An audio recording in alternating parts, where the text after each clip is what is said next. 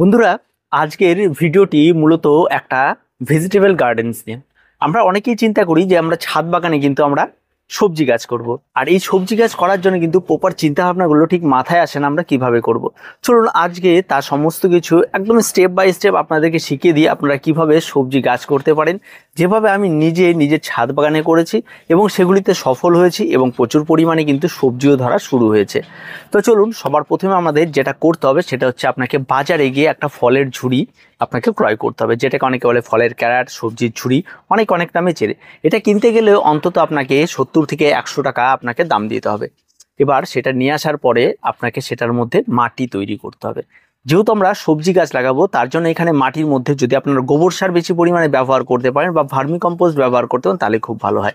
এবার এখানে আপনারা নিয়ে নেবেন 50% মাটি এবং 50% ভার্মি কম্পোস্ট। সারের সঙ্গে কিন্তু কোনো রকম কম্প্রোমাইজ করলে কিন্তু চলবে না, তার কারণ হচ্ছে সবজি গাছে প্রচুর পরিমাণে খাবার লাগে। এই দুটো করে আপনারা একটা মাটির মিশ্রণ তৈরি করে এটাকে ভর্তি করে দিন সেই পটটিকে। যদি সেটা ভর্তি করতে গেলে তার সাইডে অনেক ছিদ্র থাকে, সেদিক দিয়ে কিন্তু মাটিগুলি বেরিয়ে যায়। তার জন্য আপনাকে সাইড দিয়ে কোনো প্লাস্টিক বা কোনো একটা ছেঁড়া বস্তা সাইড দিয়ে তারপর মাটি দিয়ে সেটাকে চাপা দিয়ে দেবেন। মাটি ভর্তি করে দেওয়ার পর আপনাকে করতে হবে সেটা হচ্ছে সবজির বীজ ক্রয় করতে হবে। আপনারা যে কটা ক্যারেট কিনবেন তার উপরে আপনারা সবজিটা ক্রয় করবেন। এবার যখন আপনারা বীজ ক্রয় করবেন সবসময় চেষ্টা করবেন যে একদম উন্নত ভ্যারাইটির হাইব্রিড বীজ নেওয়ার চেষ্টা করবেন। আমি যেমন করলা লাগিয়েছি, কয়তা লাগিয়েছি, ঠিক আছে, ঝিঙা লাগিয়েছি, এই সমস্ত কিছু কিন্তু করেছি, কিন্তু বর্তমানে গাছগুলি বড় হতে শুরু করেছে। মিষ্টি কুমড়ো লাগিয়েছি। তো এই সমস্ত কিছুই কিন্তু আমাদের হাইব্রিড ভ্যারাইটিগুলি ক্রয় করেছি। এবার এখানে এই সমস্ত বীজগুলি যখন আপনারা ছোট্ট গ্লাসের মধ্যে আপনারা জার্মিনেট করে নেবেন। জার্মিনেশন যদি না করেন সেখানে সরাসরি আপনারা সেই মাটির মধ্যে আপনারা পুঁতে দিতে পারেন। কিছুদিন পর সেখান থেকে দেখবেন চারা বেরোবে। এবার ক্যারেটের মধ্যে চারা বেরোলে এই গাছটি কোথায় থাকবে? এগুলো তো লতানো গাছ। যদি করলা গাছ হয়ে থাকে তাহলে সেটা লতানো গাছ কোথায় গিয়ে থাকবে? তার জন্য আপনাকে কি করতে হবে, সেই ক্যারেটের মধ্যে আমরা নতুন একটা পদ্ধতি বানিয়েছি, যেটা হচ্ছে একদম বাঁশের নতুন বাতা দিয়ে আপনারা সেখানে একটা ঘর বানিয়ে ফেলুন। যেভাবে আমাদের এখানে দেখতে পাচ্ছেন, আপনারা হয়তো আইডিয়াটা নিয়ে নিতে পারবেন যে কিভাবে আমাদের এই ঘরগুলি করা রয়েছে। সেই ঘরগুলি আপনারা এখানে করে দেবেন। তাতে কি হয়, এই ক্যারেটটার একটু সৌন্দর্যটা একটু অন্য মাত্রা চলে আসে। বাগানে এ ধরনের ঘর থাকলে সেটারও দেখতে একটা আলাদা মাত্রা চলে আসছে এবং দেখতে কিন্তু অত্যন্ত সুন্দর লাগছে। তো এটা আপনারা করে নিতে পারবেন। আর যারা পারবেন না তারা একটু আইডিয়া দেখে নিন, নিজেরাই করে নিতে পারেন। এটা এমন কঠিন কোনো কিছু নয়, ঠিক আছে। এবার আসি, গাছটি যখন বড় হয়ে যাবে গাছটি সেই ঘরটির উপর আপনারা তুলে দেবেন।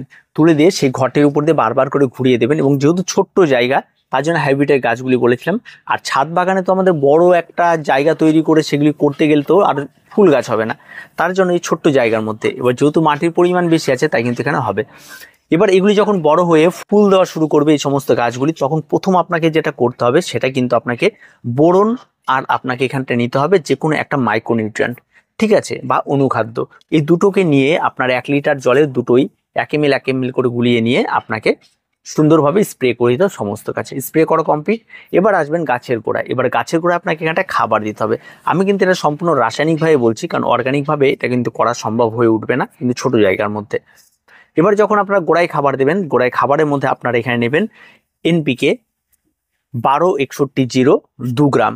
তার সঙ্গে আপনারা নেবেন এনপিকে 20-20-20 2 গ্রাম। এই দুটো মিশিয়ে দিন। মিশিয়ে দেওয়ার সঙ্গে সঙ্গে এর মধ্যে আপনারা 25 গ্রাম মতো ফরাডন যোগ করবেন। ফরাডন যোগ করে এই সমস্ত গাছের গোড়াতে এই খাবারটি দিয়ে দেবেন। দিয়ে দেওয়ার পর আপনারা এটাকে রেখে দেবেন এবং প্রতিনিয়ত আপনারা জল দেবেন। তারপরে দেখবেন রেজাল্ট, গাছে ফল দেওয়া শুরু হয়ে যাবে এবং সেখানে কিন্তু ধরতে শুরু করে দেবে। আপনার ছোট্ট গাছটি যখনই ফল ধরবে বা সবজি ধরবে তখন একটু আনন্দের মাত্রাটি একটু অন্যরকমে চলে যায়। এবং তারপরে কিন্তু গাছে কিন্তু তেমন কিন্তু খুব একটা বেশি প্রথম অবস্থায় ফল ধরে গেলে সেই ফলগুলি বড় হবে বা সবজিগুলি বড় হওয়ার অপেক্ষা করতে হবে।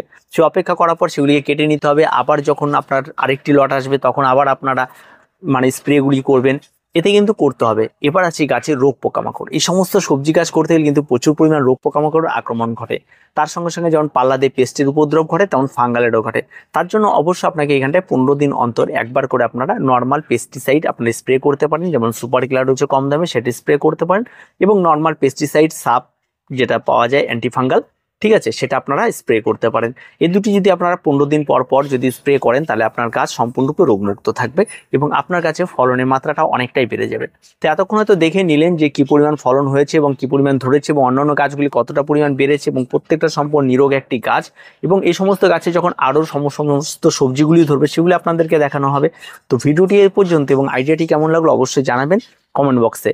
আর কিছু বলার নেই, প্রত্যেকে ভালো থাকবেন, প্রত্যেকে সুস্থ থাকবেন, আর চ্যানেলটিকে একটু সাবস্ক্রাইব করে দেবেন।